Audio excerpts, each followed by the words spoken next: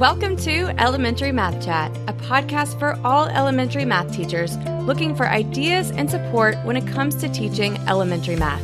I'm your host, Anna Marie Kretzy from Kretzy Creations, and after 20 years of teaching 4th and 5th grade math, I am ready to share my experiences in the classroom to help improve yours. Whether you are a brand new teacher, new to teaching math, or simply looking for a change, join me each week as we discuss all things elementary math. Let's get started.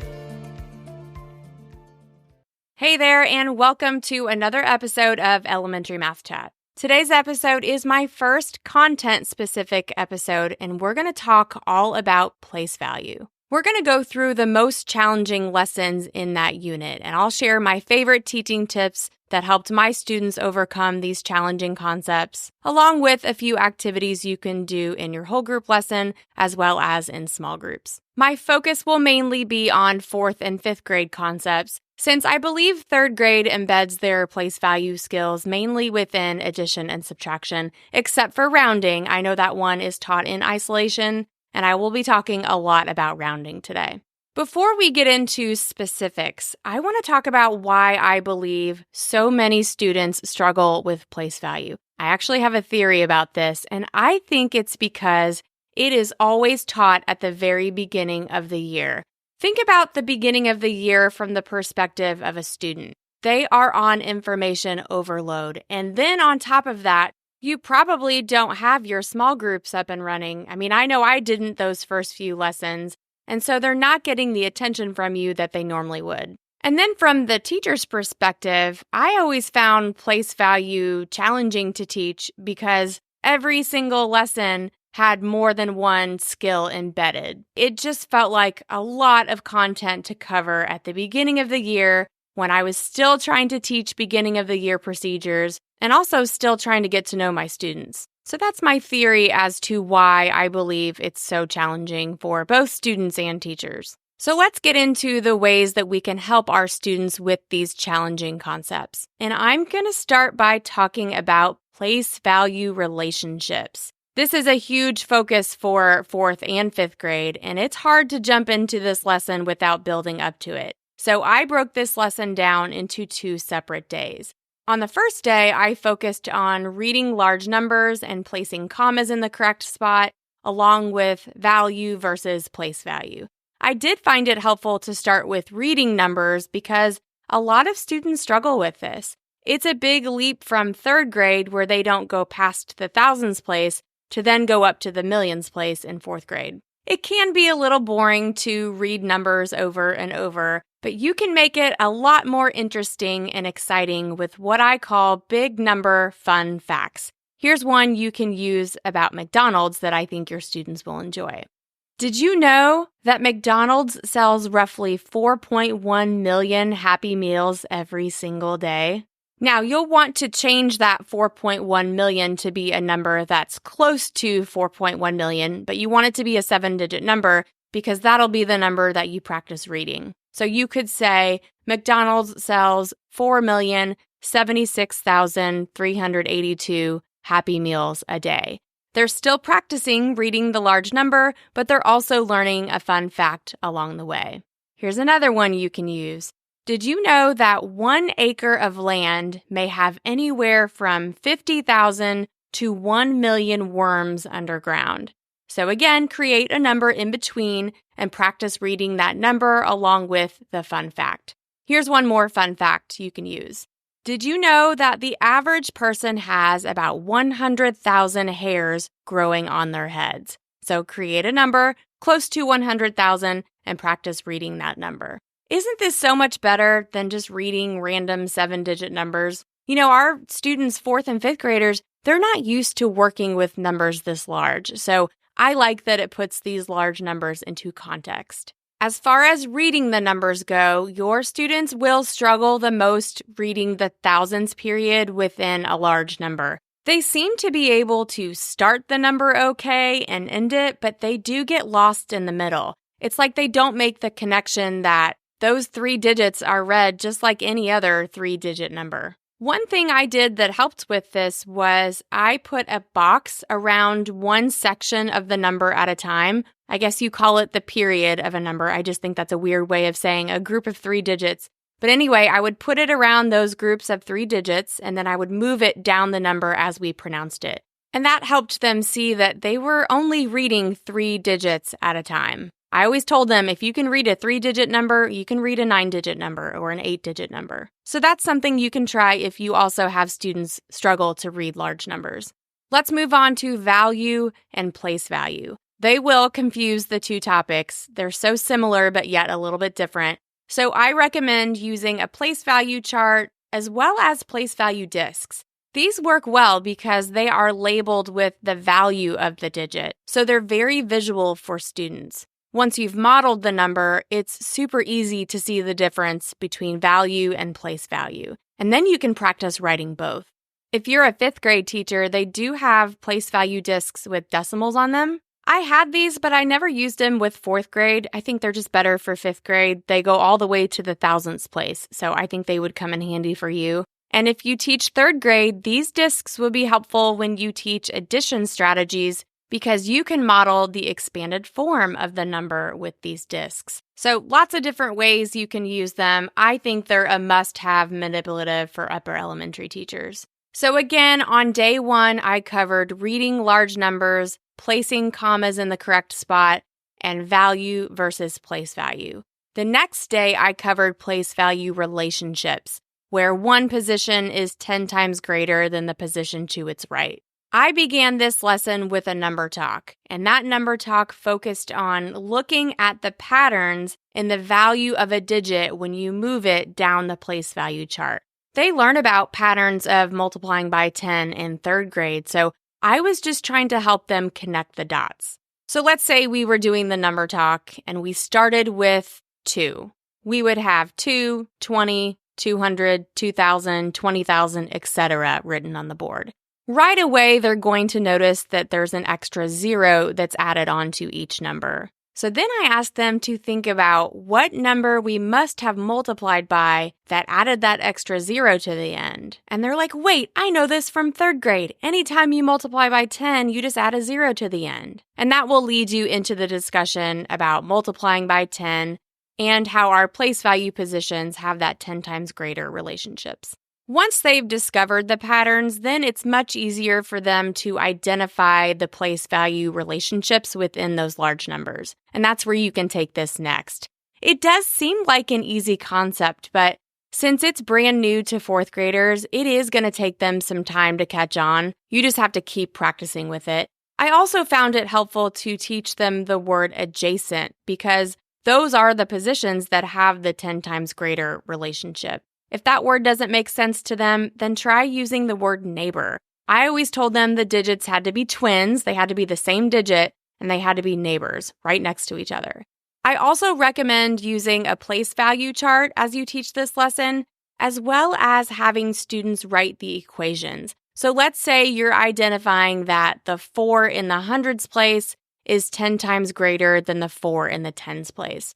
You would write 400 equals 10 times 40. It's so hard for them in the beginning to have the 400 first. They're so used to having 40 times 10 equals 400 or 10 times 40. So practicing that's going to help reinforce this new way of thinking. It also prepares them for multiplicative comparisons that comes in the next unit. So as you identify those 10 times greater relationships, it's helpful to have them write the equation that matches as well. Now, 5th graders are going to be aware of these patterns, but some will struggle when it comes to the fractional relationships, like saying 50 is 1/10 of 500. You can simplify this process by starting with the phrase 10 times less, because that's more like what they learned in 4th grade. So you would say 50 is 10 times less than 500, and then move towards saying 50 is 1/10 of 500. It'll take them some time to get used to thinking about 10 times less and writing that smaller number first. So get them comfortable with that and then incorporate the fractions. The second place value skill I want to talk about today is rounding. This is a tough one, I know. No matter what grade you teach, you will have students who struggle with rounding. This is another skill I taught over the course of 2 days. On the first day, I focused heavily on number lines, and I also kept my numbers to 5 digits or less. You'll hear me talk a lot in the future about work mats, and I used one for rounding that made a big difference in this lesson. This is a free work mat that I offer, and I will have that linked in the show notes for you. The work mat has a place value chart on it, along with a number line, and these are 2 must-haves when it comes to rounding. It also has a spinner on it to make it more engaging, and this is great if you want to use it for a small group activity because they love anything that has a spinner on it. But you can also use this in your whole group lesson.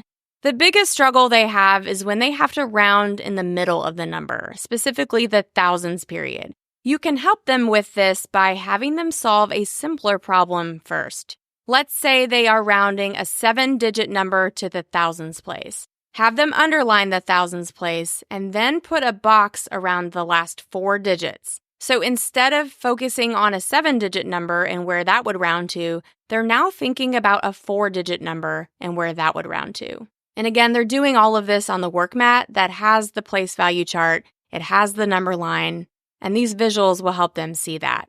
Once they've determined, for example, that 3,789 rounds up to 4,000, they write down the numbers to the left, and just like that, they have their rounded number.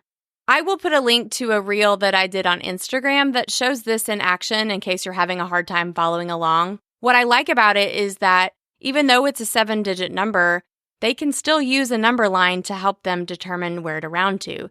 They would just write the simpler number on the number line instead of the larger number.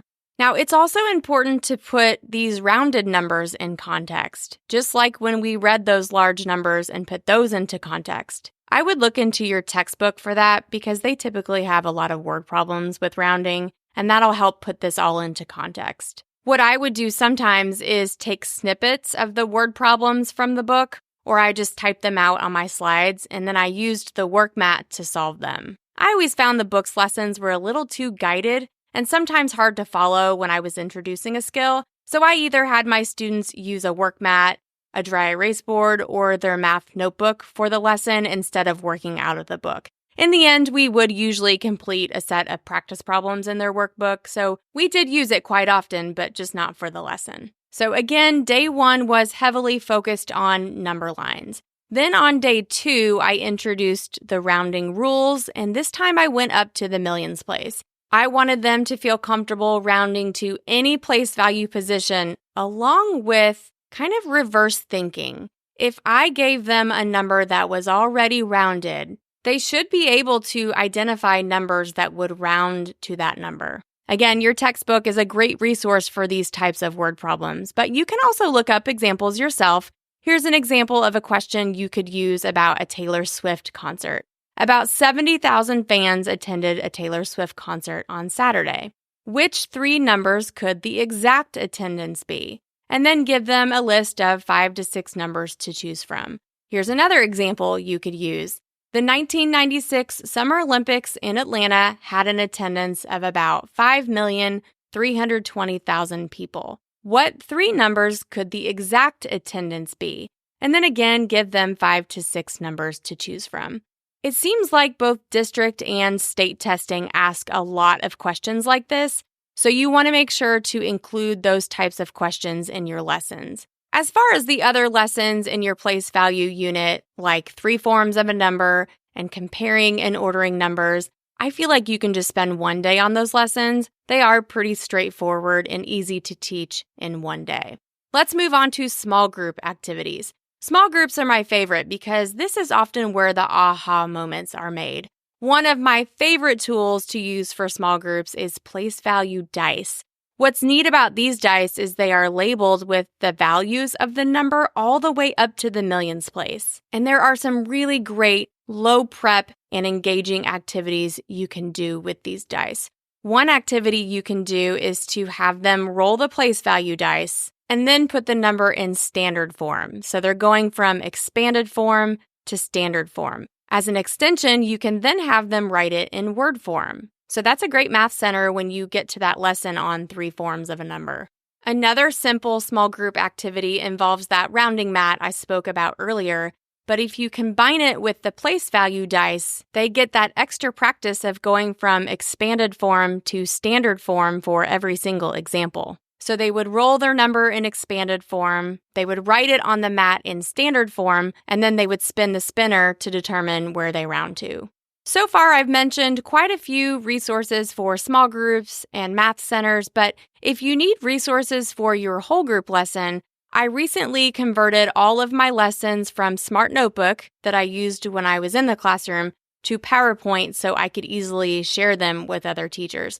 That was one of the first things I worked on when I left the classroom because I know so many teachers want to use resources beyond the textbook, but they just don't have the time to create them on their own. Now, the good news is that these PowerPoints are editable, so you can make any changes that you need to the text. You can also add a Brain Pop video in there or a workbook page. You can really make them your own. There is also a non-editable version that you'll receive, and that would be a really good one to send your sub. It is ready to teach. All you need to do is send them the PowerPoint. If you're interested in checking out these PowerPoints, they will be linked in the show notes along with everything else that I discussed today. So make sure you check those out.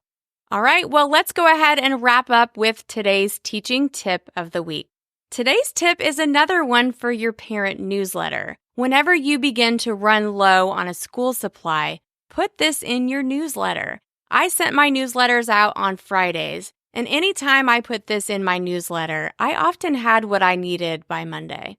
Just let them know what you're running low on, maybe it's glue sticks or dry erase markers, and that you would be so grateful for their donations. Most of the time, they're out shopping on the weekend anyway, so it's a convenient time for them to grab a few extra things for your classroom.